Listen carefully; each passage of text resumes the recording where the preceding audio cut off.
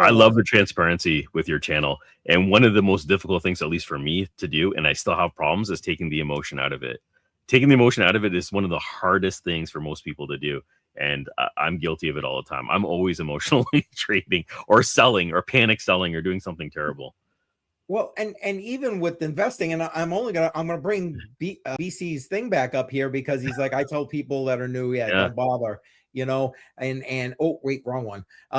Don't bother, you're gonna better off to just kind of DCA, and that leads into one of the last questions I had for Joe. Now it's a conversation, then just to the point of getting banned because again, Jar and Solana's phone, I don't know. Anyway. You got to ask questions. Yeah, well, exactly. Anyway, it's the psychology thing. I just want to, I think, make one other point is that it is good, though. There's a positive aspect to that. And Joe, feel free to jump on in here and say whatever you want. But I mean, if you can find a good free group to start with. So, for example, Joe has a free Telegram, Joe has a free Discord, and get in there. That will give you some of, in my opinion, the encouragement you need if you're trying to learn. Anything else you want to add to that, Joe? Yeah, the best thing to do is try your best to learn for free. Don't get with the greed and join groups and everything else. Now, do I recommend joining groups? 100%. 100% I recommend joining groups. But take your time. Ask questions on the live streams. Hopefully they do live streams. Ask questions. See if you get banned. See if, it's a great community. And then, hopefully you can get information and learn how to trade and hopefully make money to where if the stuff really works, then you can actually make enough money to pay for their group.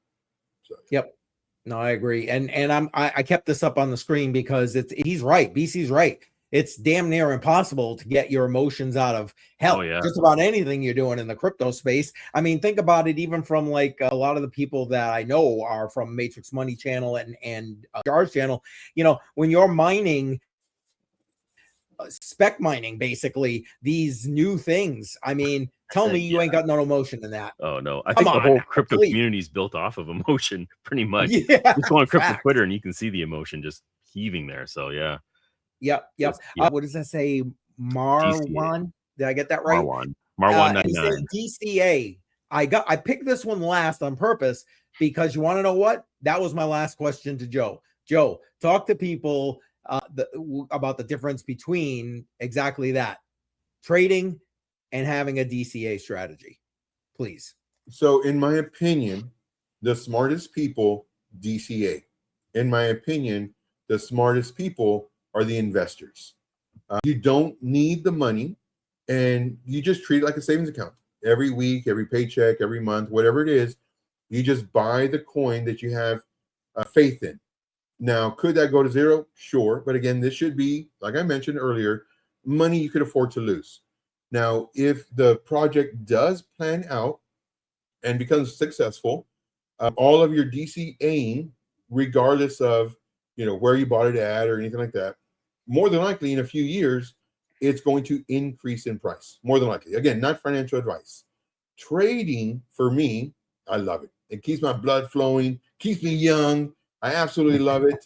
But it also gives you gray hairs because you're like, oh, crap, when the market just turns. Now, for me personally, I love trading. I do all the different types of trading that we discussed earlier, but the DCA is absolutely the best. And rich people get richer because they do not need to cash out their coins if it makes 30% or 50% to pay a bill. They can just let it sit there. And sure enough, a few years later, well, then that 30% turned into maybe 400% or 1,000%. It just depends. And that's how you get all these millionaires. Now, one thing that I do recommend, of course, not financial advice, is if a coin pumps really nice, take something out. Anything. $5. Oh, yeah. Take profit. Something. For sure. And because it's going to retrace. So there's only two things. So for me, my verbiage is very particular. The words I use: can, might, should. No, I don't say should. Can, might, possibility, probability, high chance of. Those are the words that I use. I don't say it will do this or it has to do this. Those words are going to get you in trouble because it's going to build a bias to your subconscious and even your conscious to where if something happens, it's going to do X, Y, and Z. And then, of course, that is the worst thing that you can do. But when it comes to trading, there's two things that price always does. Now, this is the only time that I use definites. And definites is it will go up and it will go down. Amen. It'll go up until it's done going up. It'll go down until it's done going down. Our job as a trader or investor or DCA person is to identify when it's time to stop going up and possibly start coming down and vice versa. So that's what we do is we know that if the price pumps, it's going to go down. It's just a matter of when. And when it does, well, it's just a matter of how much it's going to go down before potentially it goes back up again if we're in an uptrend, making higher highs, higher lows. So that's where the level by level comes in and how I trade. And we continue doing that until we start breaking the lows. And then we continue breaking the lows, like, okay, the uptrend's over. Now it's time because now the price is coming down.